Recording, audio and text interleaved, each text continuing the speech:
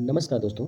आज हम भारतीय राष्ट्रीय आंदोलन के विषय में एक संक्षिप्त चर्चा करेंगे कि भारतीय राष्ट्रीय आंदोलन किस प्रकार से शुरुआत हुई इसकी और किस प्रकार से ये भारत को स्वतंत्रता दिलाने में एक अपनी महत्वपूर्ण भूमिका निभाई। तो भारतीय राष्ट्रीय आंदोलन को भारत को ब्रिटिश शासन से स्वतंत्र कराने के लिए चलाया गया एक संगठित और व्यापक आंदोलन था। यह 19वीं सदी के उत्तरार्ध में शुरुआत होकर 1947 में भारत की स्वतंत्रता तक चला।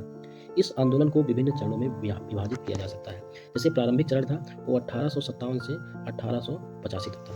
1857 का विद्रोह हुआ। इसे भारत का पहला स्वतंत्रता संग्राम कहा जाता है। मेरठ से शुरू हुआ यह विद्रोह दिल्ली, कानपुर, लखनऊ, झांसी और अन्य स्थानों तक फैल गया। हालांकि यह असफल रहा, लेकिन इसने भारतीय स्वतंत्रता आंदोलन की नींव रखी। दूसरा है कि भारतीय राष्ट्रीय कांग्रेस की स्थापना हुई 1885 में। A.O. ह्यूम की पहल पर भारतीय राष्ट्रीय कांग्रेस की स्थापना हुई, जो बाद में स्वतंत्रता आंदोलन का मुख्य मंच बन गया। अगला है उदारवादी चरण, उदारवादी और उग्रवादी चरण, जो कि 1885 से 1919 तक चला। उदारवादी नेतृत्व में कौन कौन था? दादा भाई नौरोजी थे। गोपाल कृष्ण गोखले जैसे नेताओं ने संवैधानिक सुधारों और शांतिपूर्ण विरोध करने का मार्ग अपनाया।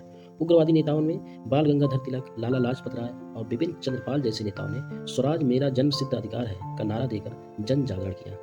तीसरा, बंगाल विभाजन हुआ 1905 में। लॉर्ड कर्जन द्वारा बंगाल का विभाजन किया गया, जिसका पूरे विश्व में, पूरे भारत में कड़ा विरोध हुआ। इसके परिणाम स्वरूप स्वदेशी और बहिष्कार आंदोलन की शुरुआत हुई। गांधी युग आया। फिर गांधी युग के अंतर्गत क्या क्या हुआ? गांधी युग 1919 से 1947 तक माना जाता है। इसके अंतर्गत चौरी चौरा कांड 1922 में गांधी जी के असहयोग आंदोलन के दौरान चौरी चौरा हिंसा की शुरुआत हुई, जिसके कारण गांधी जी ने आंदोलन वापस ले लिया। दूसरा है सविनय अयोध्या आंदोलन, जो कि 1930 में गांधी जी के द्वारा चलाया गया।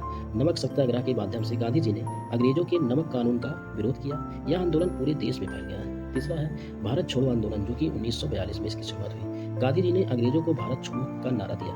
इस आंदोलन में व्यापक जन भागीदारी हुई और देश भर में हिंसक और अहिंसक विरोध प्रदर्शन किए गए। 1947 में भारत को स्वतंत्रता प्राप्त हुई। द्वितीय विश्व युद्ध के बाद ब्रिटेन कमजोर हो गया और भारत में स्वतंत्रता की मांग तेज हो गई। 1947 में ही माउंटबेटन योजना आई। भारत और पाकिस्तान के विभाजन की योजना बनाई गई और 15 अगस्त 1947 को भारत स्वतंत्र हो गया।